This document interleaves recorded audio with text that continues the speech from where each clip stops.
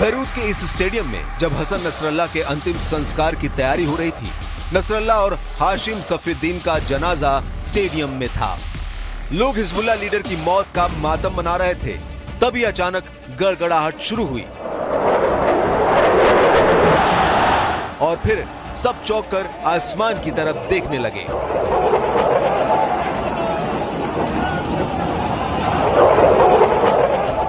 ये इजराइल की एयरफोर्स के फाइटर जेट थे।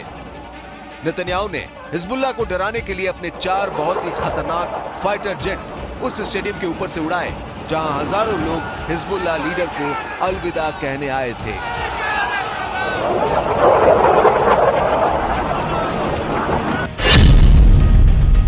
इन 4 फाइटर जेट्स में F-15 शामिल थे, जिसने गाजा और बेरूत में बेतहाशा बम गिराए हैं।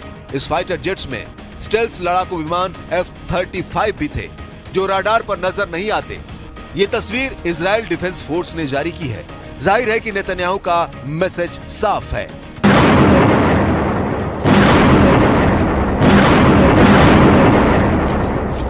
इजराइल ने जैसा हसन नसरल्ला और हाशिम सफीउद्दीन का किया, वही हाल अब हिजबुल्लाह के नए चीफ नई कासिम का किया जाएगा। इजराइल के लड़ाकू विमान इसकी 100% गारंटी दे रहे हैं। जब जहाज स्टेडियम के ऊपर से गुजरे तो हजारों लोग सहम गए, इसमें कोई शक नहीं। यह है बेरूत का कमील शमून स्टेडियम, लेबनान का सबसे बड़ा स्टेडियम। यहाँ एथलेटिक्स या फुटबॉल के मैच होते हैं। इसकी क्षमता 50,000 लोगों की है और इस वक्त स्टेडियम खचाखच भरा है। साथ में बीच ग्राउंड में भी हजारों लोग मौजूद हैं। ये वो लोग हैं जो या तो हिजबुल्लाह से जुड़े हुए हैं या फिर ये हिजबुल्लाह के समर्थक हैं।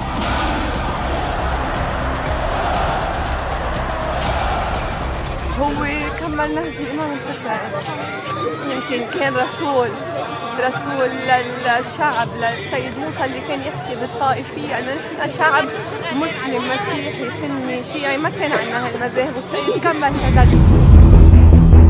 नेतन्याहू ने नसरल्ला को खत्म करने वाले लड़ाकू विमानों को इस मजमे के ऊपर से उड़ाकर बताया है कि इजराइल की हिजबुल्लाह पॉलिसी में जर्रा बराबर फर्क नहीं आया है। इसका मतलब साफ है।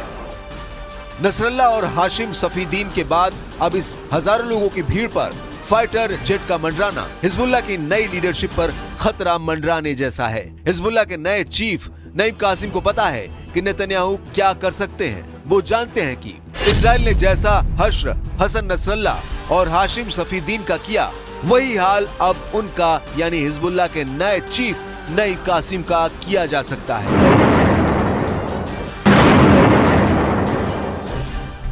इस स्टेडियम में 50,000 से ज्यादा लोग जमा हुए। बाहर सड़कों पर भी इतनी ही तादाद मौजूद रही। 1982 में कायम होने के बाद लेबनान के मिलिशिया हिजबुल्लाह का ये सबसे बड़ा शक्ति प्रदर्शन है। लेकिन इस ताकत को दिखाने का मौका भी हिजबुल्लाह को तभी मिला जब उसके 2 बड़े लीडर इजराइल की एयरफोर्स की बमबारी में मिट्टी में मिला दिए गए। नेतन्याहू के रक्षा मंत्री इजराइल काट्ज ने ट्वीट किया है कि नसरल्ला के जनाजे पर फाइटर जेट उड़ाना साफ संदेश है। संदेश ये कि जो भी इजराइल को डराएगा उसका अंत निश्चित है। तुम अंतिम संस्कार में महारत हासिल करोगे और हम जीत में। इजराइल ने अब ऑपरेशन नसरल्ला का वीडियो भी जारी किया है। 27 सितंबर 2024 को इसी बमबारी में नसरल्ला की मौत हुई थी। मौत 27 सितंबर को और दफनाया गया 5 महीने बाद 23 फरवरी को। 149 दिनों पर नसरल्ला को पक्की कब्र में उतारा गया है। سيدنا سيد شهداء الأمة سيد شهداء العرب ما بنقدر إلا نمشي ورا هالجنازة هاي وإنا على العهد। अभी तक नसरल्ला को अस्थायी तौर पर दफनाया गया था।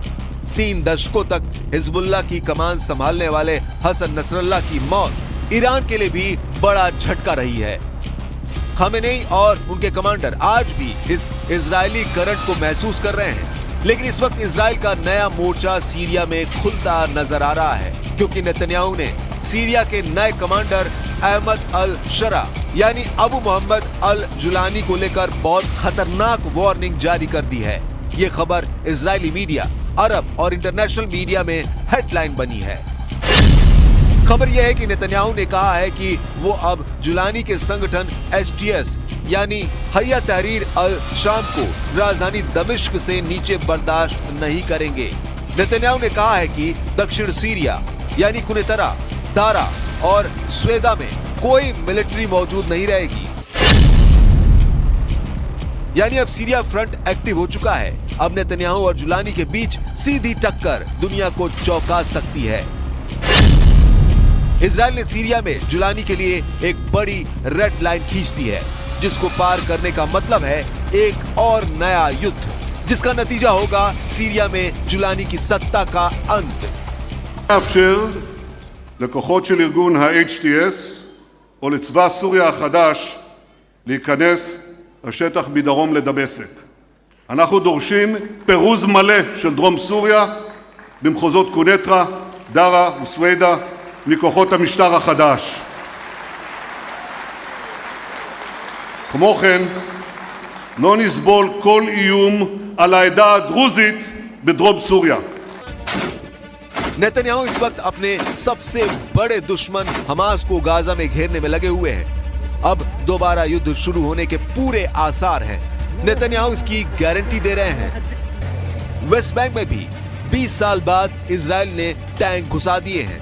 यानी वेस्ट बैंक के जेनिन और तुलकर्म इलाके अब नया वॉर जोन बनने जा रहे हैं। यानी गाजा के साथ वेस्ट बैंक का फ्रंट पूरी तरह से एक्टिव हो गया है।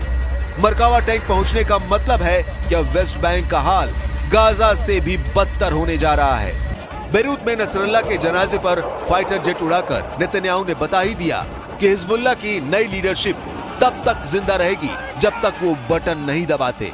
स्टेडियम के ऊपर से फाइटर जेट के गुजरने के बाद ये बात यहाँ मौजूद हर शख्स बहुत अच्छी तरह समझ गया है। वहीं अब सीरिया फ्रंट पर नेतन्याहू की धमकी बता रही है कि वे अपनी सरहदों पर चौथा युद्ध लड़ने के लिए तैयार बैठे हुए हैं और इसके लिए उन्होंने सीरिया के बड़े हिस्से को बफर जोन घोषित कर दिया है, जहां वो किसी को भी बर्दाश्त नहीं करेंगे। כוחות צה"ל יישארו בחתר החרמון ובמרחב החיץ לזמן בלתי מוגבל כדי להגן על יישובינו ולסכל כל איום. गोलान के पहाड़ पर इजराइल का कब्जा है। 1967 और 1973 के युद्ध के बाद इजराइल ने यहां अपनी पकड़ और मजबूत कर ली है। बशर अल असद की सत्ता तक इजराइल को गोलान की पहाड़ियों पर चैलेंज मिलता रहा, लेकिन